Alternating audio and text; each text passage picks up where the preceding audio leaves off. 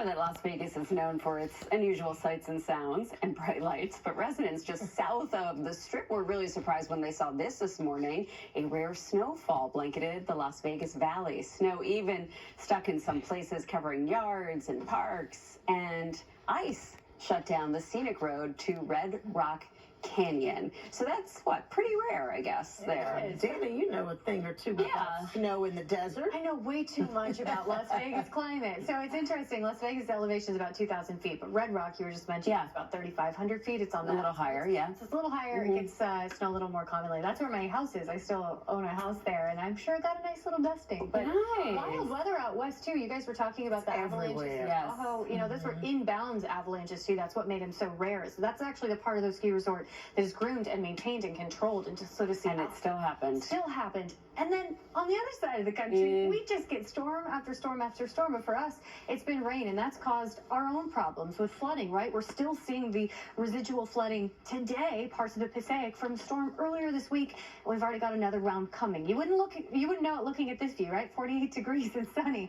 But give it a few hours, okay, maybe more than a few, maybe 10 to 12 hours, and things are going to be wet. Drenching downpours, gusty wind. Right now, temperatures mid to upper 40s. A really pleasant afternoon. The wind, not all that much of a nuisance yet. The wind speed increases through this afternoon to this evening as well. And the sun already starting to fade behind some high clouds. More where that came from. Here's the storm system. It sweeps in overnight into tomorrow morning and ups that flood risk once again. So let's time this out. For most of the day, things are quiet and calm. No major weather worries. Even through your Friday evening plans, dinner plans, totally dry.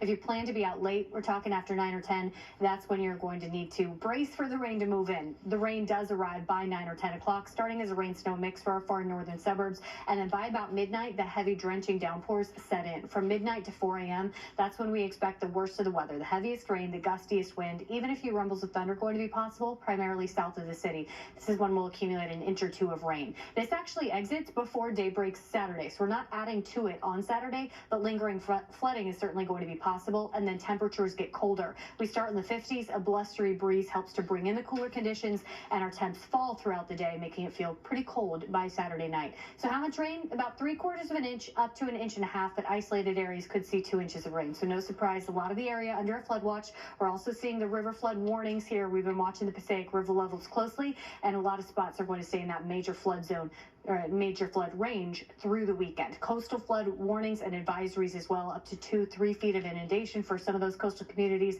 a mess. And the wind advisories now expanded for a lot of the tri-state area with gusts 40 to 50 miles per hour. With gusts like that on top of saturated ground, it can topple trees, lead to damage and power outages. So flooding is concerned, wind is concerned. The timing, we got that for you, the bulk of it from about 11 p.m. to 4 a.m. So enjoy these calmer hours this afternoon, even to this evening. You see the rain chances don't really arrive until after dark tonight, but once they're here, it is going to be messy. Our highs today above the seasonal average, upper 40s, close to 50, becoming breezy, but that AccuWeather alert not going into effect until tonight with the heavy rain and gusty wind.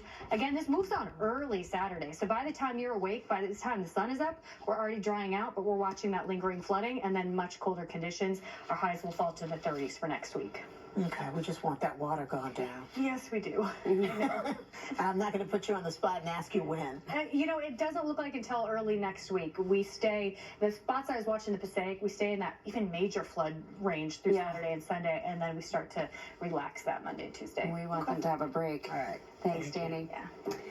Coming up on Eyewitness News at noon, New York's latest campaign to reduce high school vaping. Plus, a popular winter event in New York City is back by popular demand. Buckle up.